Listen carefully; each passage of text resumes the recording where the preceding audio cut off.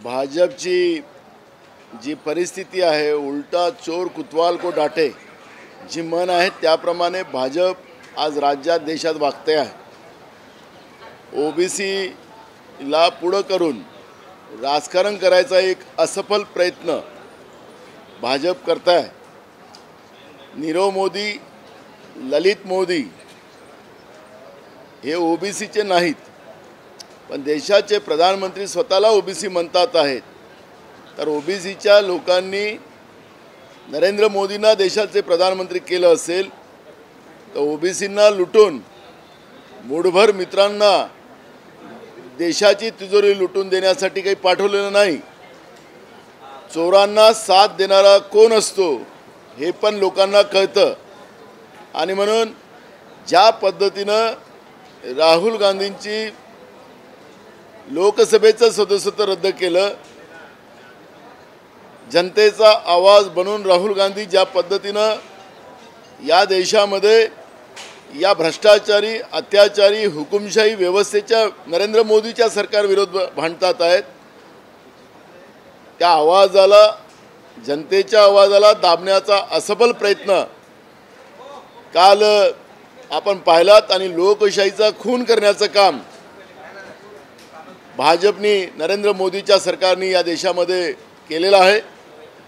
आणि म्हणून ही जी काही नौटंकी आज राज्यात आणि देशामध्ये ओबीसीच्या नावानं करायला निघालेत, त्यांनी ओबीसीची जातीनिहाय जनगणना का केली नाही? जीएसटी सारखा गब्बर सिंग टॅक्स आणून बहुजनांना, ओबीसीला लुटणारा आणि लुटून मुठभर लोकांना देणाऱ्या नरेंद्र मोदींना आता जनता उत्तर विचारायला लागलेली आहे। जे लोकशाही संपायला निघालेले आहेत त्यांना आता जनतेला उत्तर द्यायचं आहे। जे पाप करायचं होतं त्यांनी केलं, पण आता जनता रस्त्यावर उतरून नरेंद्र मोदींना आता उत्तर मागतील अशी परिस्थिती आज देशात आणि राज्यात निर्माण झालेली आहे। लेकिन कहा जा रहा है कि कल जिस तरह से लोकसभा सचिवालय ने सदस्यता रद्द करने का ऑर्डर जारी किया वो राहुल गांधी की वजह से पार्लियामेंट नहीं आते तो इस तरह से ऑर्डर जारी नहीं होता, ये अतुल भाटकर ने आरोप लगाया। भाजपा की परिस्थिति ऐसी कि उल्टा चोर कुतवाल को डांटे। आज पूरे देश में ओबीसी के नाम से बीजेपी आंदोलन कर रही है। नीरव मोदी, ललित मोदी, मेहुल चोकसी, विजय मल्ल्या, अदानी, ये अगर ओबीसी के हैं तो ये भी उन लोगों ने बताना चाहिए। एक दूसरा, अगर नरेंद्र मोदी ओबीसी के हैं तो क्या ओबीसी की जनता को, बहुजनों को लूटने के लिए क्या उनको देश का प्रधानमंत्री बनाया? और ये अपने मित्रों के लिए, क्योंकि राहुल गांधी जी ने अदानी के भ्रष्टाचार के बारे में, जो एलआईसी हो, बैंक हो, उसमें से पूरी बैंक लूट कर लेके जाने का, एलआईसी को लूट कर ले जाने का, जनता के पसीने का, मेहनत का पैसा लूटने का काम अदानी कर रहे थे, तब नरेंद्र मोदी क्यों चुप बैठे थे? ये सवाल राहुल गांधी जी ने किया। और राहुल गांधी जी का आवाज़ दबाने के लिए, लोकशाही का खून करने का काम जिस तरह से नरेंद्र मोदी ने बहुमत के आधार पे किया, बीजेपी ने किया, उसका जवाब अब लोग मोदी सरकार को और बीजेपी को पूछना चाहते हैं। आज राज्य और देश में जिस नौटंकी बीजेपी कर रही है, आंदोलन कर रही है, और ऊपर आरोप लगाती है कि राहुल गांधी लोकसभा में आते नहीं थे इसलिए उनका सदस्य रद्द किया गया। राहुल गांधी जी बार बार लोकसभा जाते थे, उनको सवाल सरकार को करते थे, उनका आवाज़ दबाया जाता था, लोकसभा का कामकाज म्यूट किया जाता था कि लोगों को भी सुनने ना जाए, देश की जनता को ना समझे। इस तरह का हुकुमशाही व्यवस्था इस देश में लाने का काम बीजेपी ने किया है। इसका सवाल अब जनता इनसे पूछना चाहती है और इसलिए ये नौटंकी बीजेपी कर रही है।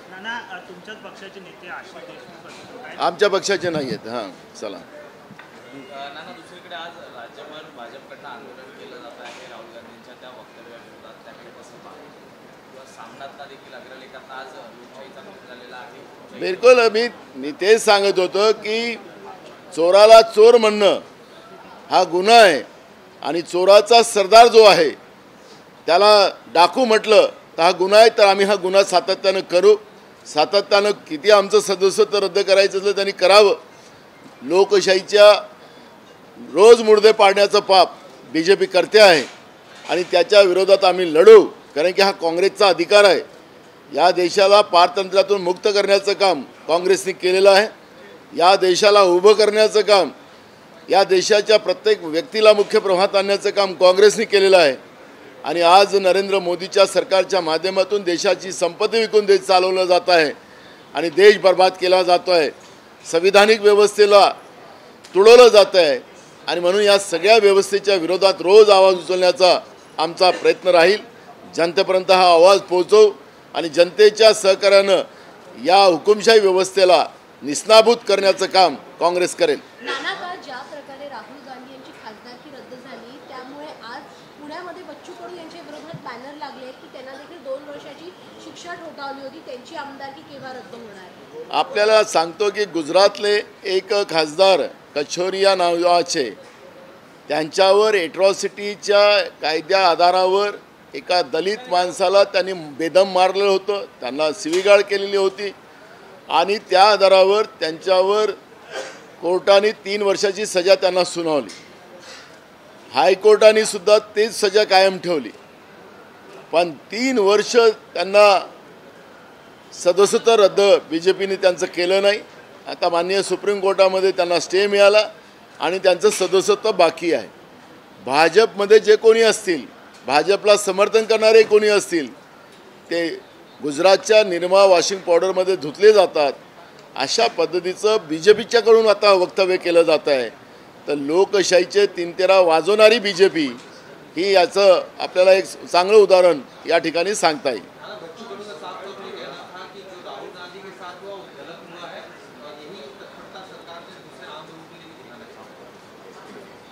तो हमने कहा ना अभी उसका. नाना, खरं तर काल बैठक जी आहे दिल्ली ते मुख्य नेते त्यांच्यासोबत हे बैठक सोमवारी पूर्ण देशामध्ये काँग्रेस प्रदर्शन करेल, जेलभरो आंदोलन करेल आणि भाजपच्या या लोकशाहीचा जो नकली चेहरा त्यांच्या चेहऱ्यावर घातलेला आहे, तो चेहऱ्याचा नकली चेहरा आम्ही त्याचा पर्दाफाश करण्याचं काम काँग्रेसच्या वतीनं पूर्ण देशभर केलं जाईल. आणि महाराष्ट्रातही त्याच पद्धतीचं मोठं आंदोलन आणि जेलभरो पूर्ण राज्यभर केलं जाईल.